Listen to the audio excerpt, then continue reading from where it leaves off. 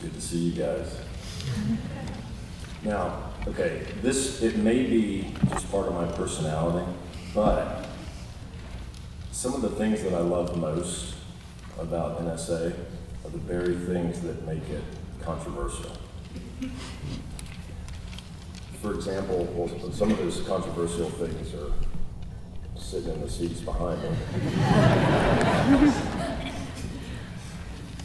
Another example of the controversial thing that I love about NSA is its motto. For the faithful, wars shall never cease.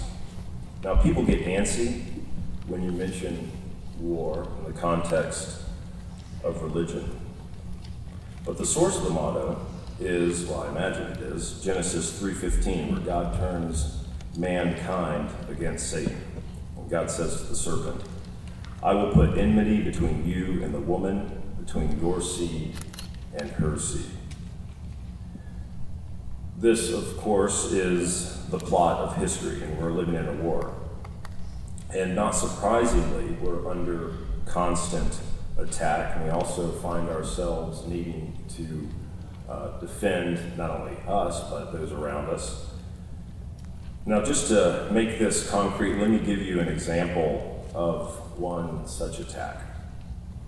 This one is from the English psychologist Nicholas Humphrey. He says this: children, I'll argue, have a human right not to have their minds crippled by exposure to other people's bad ideas, no matter who those other people are.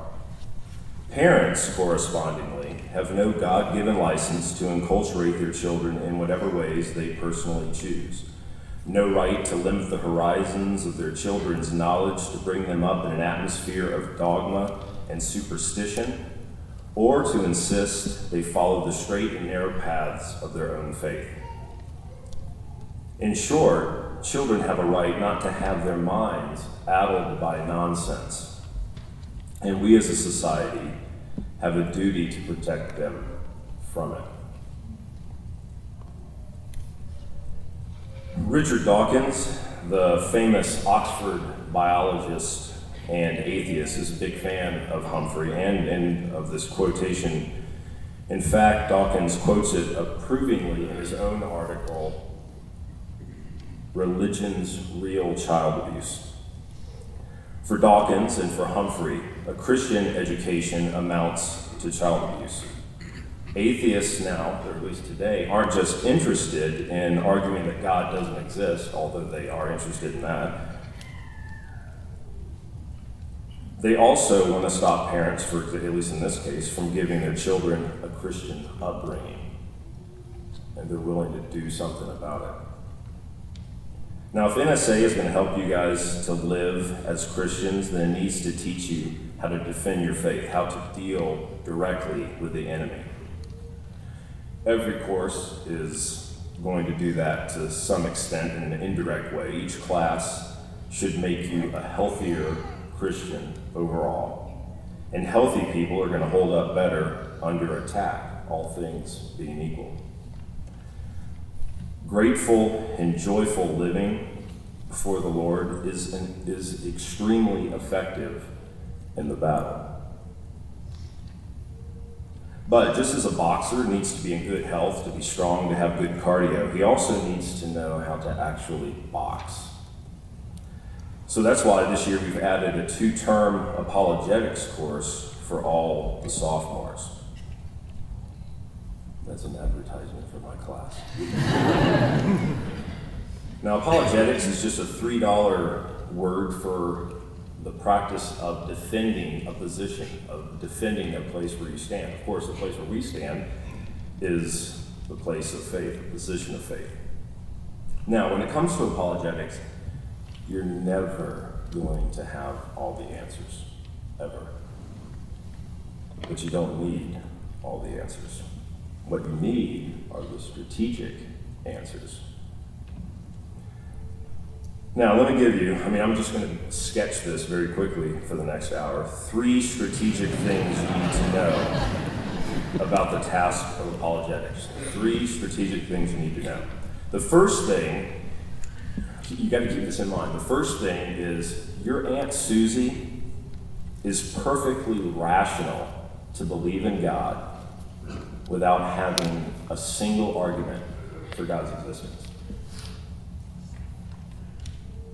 Belief in God is legitimately the default position for humans. You don't need an argument for it. The burden of proof is on the atheist to give a reason for his position first. Keep that in mind. Of course, I'm well aware that a belief isn't the default position simply because it happens to be our position. Just because you believe something strongly doesn't necessarily mean you can believe it without having an argument for it. But belief in God is special. God has automatically, or he's made us in such a way that we will automatically, if everything goes right, automatically believe in him. Think of it as analogous to sense perception. You automatically believe there's a lectern and a stage in front of you, and you didn't believe it because of some argument. You just believed it, you saw it, saw this and believed. So God has made you with these cognitive faculties that just cause you to take for granted that there's a stage and that there's a handsome man in front of you. Similarly, God has given us a cognitive faculty that automatically causes us to believe in him. John Calvin called this built-in mechanism the sensus divinitatis, the sense of the divine.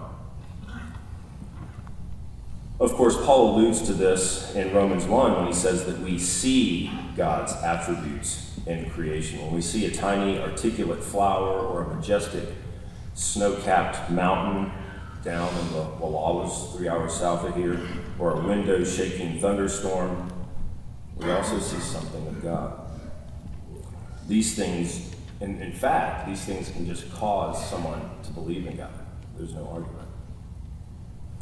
So then, that's the first thing to see. Belief in God is the natural position. It requires no argument because that's the way we've been made. Now, of course, we may at some point need an argument when, for example, someone claims that science has shown that there is no God and your little brother's sitting next to you and he's listening, and you need to defend him against a claim like that. But that's already to defend an existing belief. So that's the first thing. The second thing to remember is that while belief in God is natural, unbelief is unnatural. Sin has damaged our sensus divinitatis, and this is why there are atheists. And if this is true, then atheism is a form of cognitive malfunction. Now, we also have a word for this kind of cognitive damage. Sometimes we call it insanity. So think of it this way. Just as it would be crazy to think that this, let's say you're thinking, well, maybe that lectern really doesn't exist, and I wish that guy didn't exist. Let's say you're worried that, maybe you're hooked up to the Matrix. I mean, you'd be a nut if you really thought that.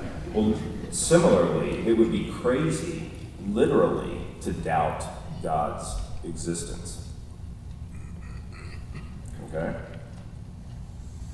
Now, this isn't just true for the atheist. It's just as true for you and for me. All of us have an unbeliever hiding in our hearts, and we always will, to some degree, this side of heaven. No one has perfect faith. In other words, sometimes the atheist we're answering is inside of us. So we're all damaged goods. We're all born with this disease, with sin. The unbeliever just has an aggressive case of it, and ours is in remission. But the point remains, unbelievers have malfunctioned. Now, until you see that you're dealing with a type of insanity in apologetics, you're simply not going to understand what you're up against. In fact, it's actually broader than that. Unless you see that sin is insanity, you're going to be puzzled by all humans. Yourself, your friends, your children. But once you see it, you're going to understand why your toddler acts the way he does. I mean, the kid has gotten out of bed every single night for the last 2 weeks. The same thing's happened. He's been busted every time, and he's going to do it again. He says, look, tonight is a good night to die. I'm going to take you with me.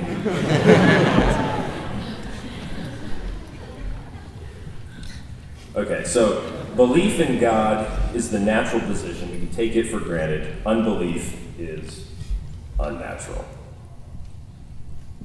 But also, when you're in a war, maybe one of the best things to know, and this is the third thing, the final thing, knowing the final outcome, knowing the whole story is extremely helpful. There's no need to be timid or worried. Now, in the movie Band of Brothers, there's a guy, Lieutenant Spears, and he's talking to a frightened soldier in a foxhole. And Spears says, "You know why you're in that ditch?" "Because I'm scared, sir." "Well, yeah, we're all scared," says Lieutenant Spears. "But the reason that you're hiding there, cowering, is because you think you're going to make it out of here alive. You're already dead. And until you know that you're already dead, you're worthless." Now, Lieutenant Spears is an absolute nut job. But there is something to his answer. Just as we read in Colossians, which I didn't know was going to be read. You're already dead. You've been crucified in Christ. Now, of course, you're also going to be resurrected. But if you try to hold on to your life in any context, you're going to lose it. You're going to be afraid to fight. If you try to hold on to your pride, your reputation, your intellectual respectability, whatever, you've already lost the position you're trying to defend. Again, if you try to hold on to your life, you're going to be thinking about yourself. You're not going to be able to love your enemy nearly as well as you ought. You'll be trying to save your own skin and not doing your job. And this has application far beyond just apologetics, as you know. So as you begin this year, I want you to remember, let go of your life so that you can live it, so that you can defend it, so that you have something to defend.